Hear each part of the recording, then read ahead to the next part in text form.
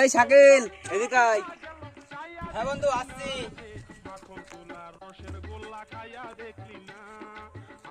বল এই খেলা করছে একলা একলা ভালো লাগছে না, তাই তোমার ডাকলাম। এখন খেলা করতে হবে। আমার তো নেট অল্প, তা বন্ধু তোমাটাই মারি। বন্ধু আমার নেট নেই, হটস্পট দিচ্ছে তা দে। বন্ধু আমারও তো নেট অল্প, তার মানে একদম। হ্যাঁ বন্ধু তাহলে কাস্টম খেলা যাক, কাস্টম ভাঙা।